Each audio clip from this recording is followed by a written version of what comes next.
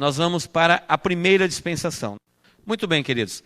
Em cada uma das dispensações, nós vamos ver um dever, um sinal, uma promessa, uma desobediência e um juízo. Olha como isso tem a ver com a sua vida hoje. Nessa dispensação em que nós estamos vivendo, existe na minha e na sua vida um dever, um sinal de Deus, uma promessa de Deus, e se houver uma desobediência, fatalmente haverá um juízo. Em todas elas nós vamos encontrar um dever, um sinal, uma promessa, uma desobediência, um juízo. A primeira dispensação, ela é chamada de inocência. Por quê?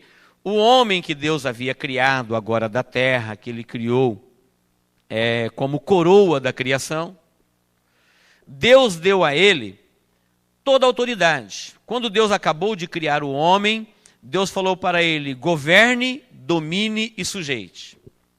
Por quê? O antigo comandante foi deposto, aqui tinha um Éden, este Éden foi destruído, Deus criou um novo Éden.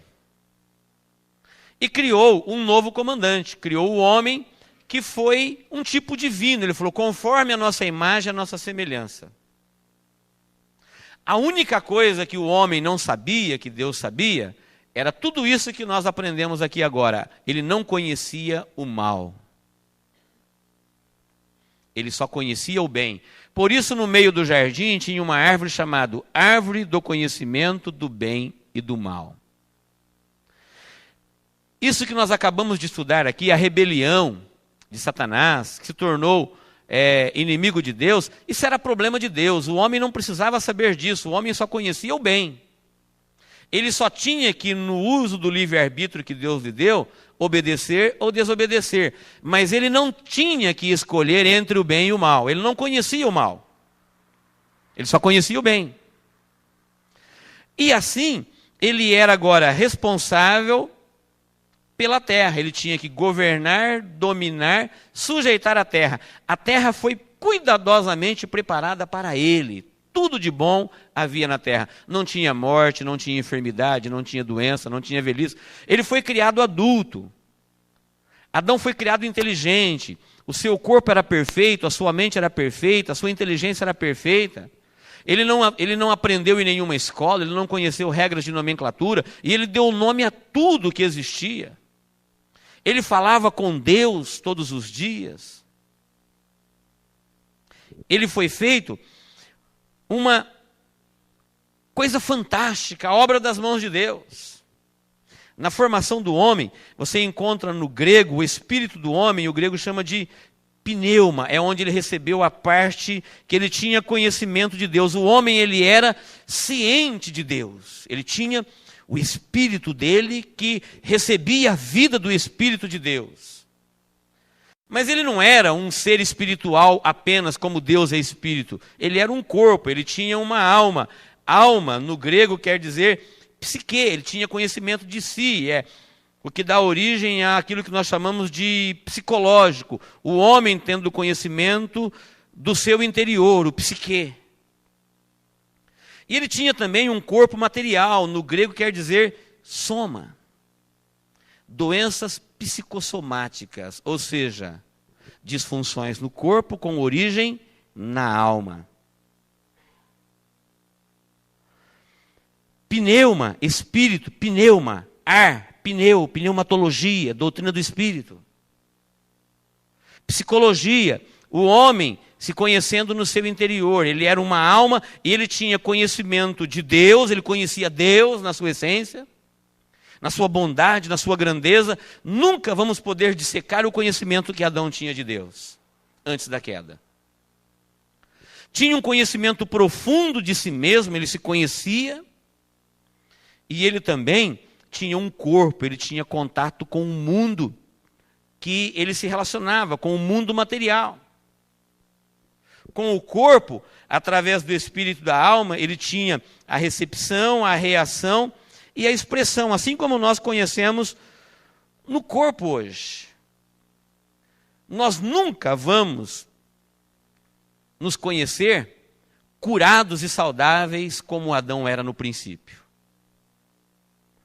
Imagine você na sua melhor forma, no corpo, na alma e no espírito, ainda assim você está num corpo caído.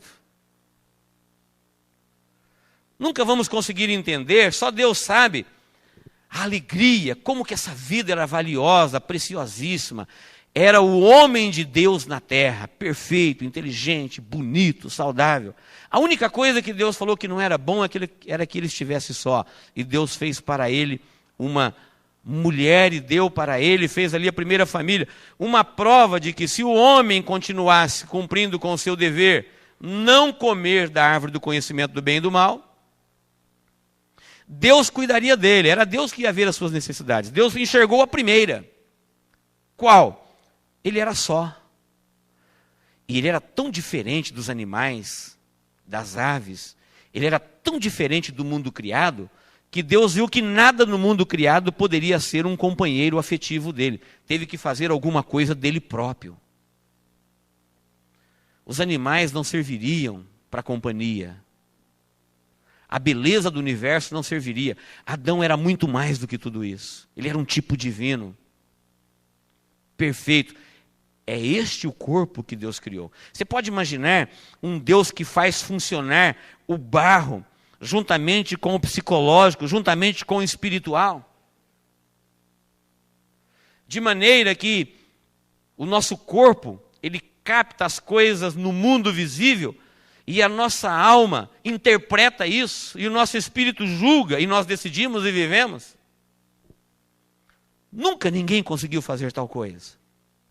O nosso corpo ele tem a recepção através dos sentidos, ele tem a reação, ele tem a expressão. E esse ser poderoso, perfeito, matéria combinando com espírito, com alma, o homem como um ser espiritual, recebia a vida de Deus no seu espírito, o seu espírito alimentava a sua alma, a alma interpretava essa vida de Deus, e ele vivia, ele era no corpo, era um Deus homem, um tipo divino. Quando ele pecou, porque Deus falou, olha, a única restrição, você não vai comer da árvore do conhecimento do bem e do mal. Porque se você comer, você desobedeceu, você vai ter conhecimento do mal.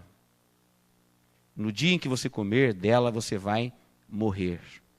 Ou seja, você desobedeceu. Se você comeu, é porque você desobedeceu. Se você desobedeceu, você pecou. Se você pecou, esta vida do Espírito de Deus não flui mais no teu espírito, mas a tua alma vai continuar viva, ela vai ter que viver agora. E aonde ela vai buscar a vida se ela não tem vida no espírito? Ela vai buscar na carne. E o homem começa a viver agora em função do corpo. Começa a viver mais ou menos como você vê o ser humano vivendo hoje.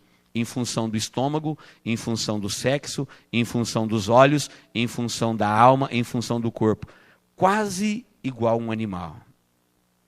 Por isso ele mata como animal, por isso ele fere como animal, por isso ele estupra como animal, por isso ele vive preso, enjaulado como um animal. Porque o seu espírito não recebe mais a vida do Espírito de Deus por causa do pecado que habita nele, mas ele é uma alma vivente, ele tem que viver, ele é racional, ele tem conhecimento de si mesmo. E uma vez que o espírito dele está morto, não tem vida para a sua alma, ele começa a tirar essa vida do corpo, da carne, e vive em função dela. Quando Deus criou o homem, ele era inocente. Imagine seu filho inocente. Ele não quer nem saber do mal, ele não conhece o mal. Ele não quer saber quem vai pagar a conta, quem vai comprar no mercado. Ele não quer saber do mundo, ele é inocente. Enquanto ele é inocente, alguém é responsável por ele. Sabe quem era responsável por este homem inocente? Deus. Deus era responsável por ele. E enquanto ele permanecesse inocente, Deus cuidaria de sua vida espiritual, de sua vida psicológica e de sua vida física. Nunca lhe faltaria nada. Mas o antigo morador do Éden, que já ocupava os ares, visitou a sua antiga habitação, encontrou no lugar dele um novo comandante e foi logo perguntando, o que foi que Deus te disse? E Eva disse que Deus havia dito que ela podia viver livremente, comer de tudo. Ela só não podia comer da árvore do conhecimento do bem e do mal. Não se trata, irmãos, de uma proibição sexual como muitos interpretam. Isso não existe. Quando Deus criou o homem e a mulher, eles estavam vestidos da inocência. Você já viu uma criança nua perto da outra, com meses ou com anos, sentir vergonha? Estão vestidos da inocência. Eles ficam nus em público. E sorriem, vivem. Porque a roupa da inocência cobre tudo. E Deus não proibiu eles de fazerem sexo, não. Deus criou uma linda mulher para um lindo homem e falou, é sua. Crescei e multiplicai. Encha a terra. Produza. Sede fecundos. Não havia nenhuma restrição.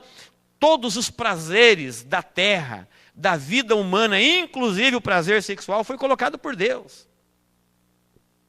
O prazer de comer, de trabalhar, de adquirir, de construir morada, de ter alimento, de dormir, de fazer sexo, foram dados e permitidos por Deus. O que o inimigo veio fazer é perverter, mexer naquilo que Deus havia criado, que funcionava maravilhosamente. A terra não tinha terremoto, a terra não tinha maremoto, a terra não tinha praga, o homem não ficava doente, ele não morreria.